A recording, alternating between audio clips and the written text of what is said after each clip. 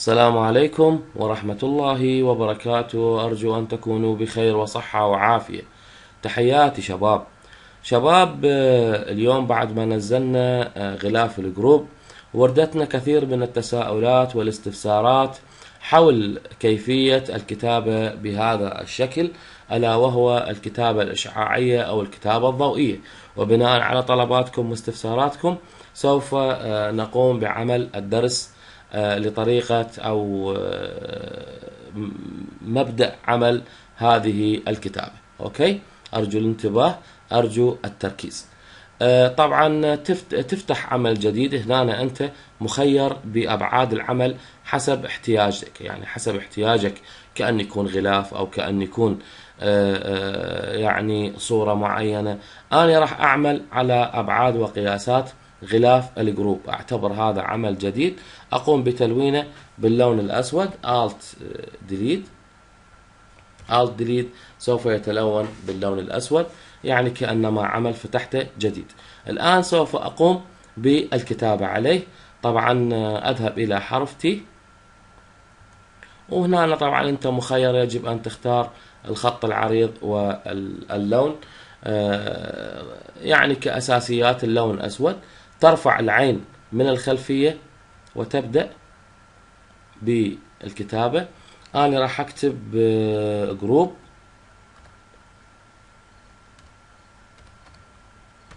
أوكي، وأقوم بتوسيط الكلمة وسط الصورة. لهنا مفهوم إن شاء الله. طيب، الآن ماذا أعمل؟ أعيد العين على الخلفية وأنقر على الكتابة نقرتين بزر الماوس الأيسر، وأذهب إلى حد وأختار حد وأختار اللون الأبيض وأضغط موافق. البكسل أجعله 3 وأضغط موافق، تظهر لي الكتابة بهذا الشكل. لهنا إن شاء الله مفهوم. طيب، الآن ماذا أعمل؟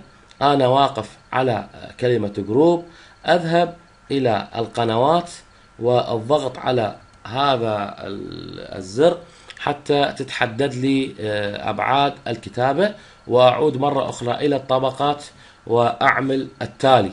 أفتح عمل جديد وأذهب إلى الألوان واختيار اللون الأخضر،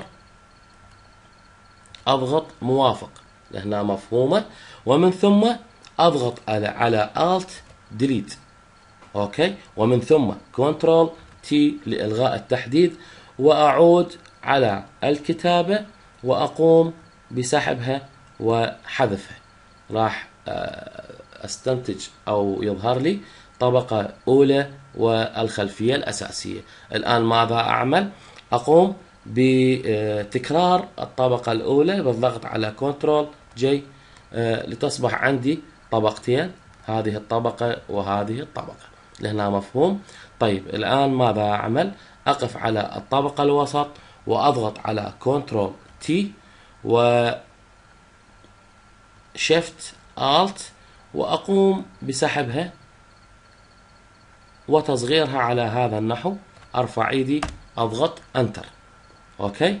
الآن أرفع العين من الطبقة الأولى أو الطبقة الفوق، وأقف على الطبقة الوسط وأذهب إلى مرشحات وإلى تمويه وإلى تمويه شعاعي. المقدار 100. هنا أفضل وهنا تكبير. أضغط موافق. طيب، لهنا تمام إن شاء الله. ومن ثم أضغط على كنترول F لتكرار الفلتر. ماشي. الآن أنا واقف على هذه الطبقة، أضغط على كنترول جي 4 مرات، يعني تكرار الطبقة 4 مرات. 1 2 3 4. بعدها أضغط على كنترول وحرف E لغرض دمج الطبقات. تلاحظون دمجتها الأربع طبقات، عملتها طبقة واحدة. الآن أعيد العين على الطبقة الأولى لأستنتج هذا الشكل. لهنا إن شاء الله مفهومة. طيب، الآن ماذا أعمل؟ أعود على الطبقة الوسط وأضغط كنترول تي وشفت آلت، وأقوم بسحب وتنسيق الكتابة أو الظل أو الإشعاع حسب الكتابة، وأرفع إيدي أضغط انتر. طيب الآن ماذا أعمل؟ أفتح قناع لهذه الطبقة، أقوم بإنشاء قناع لهذه الطبقة وهي الطبقة الوسط، وأذهب وأختار الفرشاة المناسبة، أقف على القناع وأقوم بهذه النقرات مثل ما تلاحظون، نقرات لغرض التخفيف من اللون حتى تظهر معي الصورة بهذا الشكل. طبعا هنا أنت يعني مخير أن تضع الخلفية أو تضع هذه الكتابة في المكان المناسب أو في الصورة المناسبة. شباب، هذه الطريقة وهذه مبدأ العمل أو مبدأ أو أساسيات الكتابة بهذه الصيغة. أرجو أن تكون الطريقة عجبتكم ونالت رضاكم، ولا تنسون الضغط على زر لايك وزر مشاركة. كان معكم أخوكم رائد. تحياتي شباب.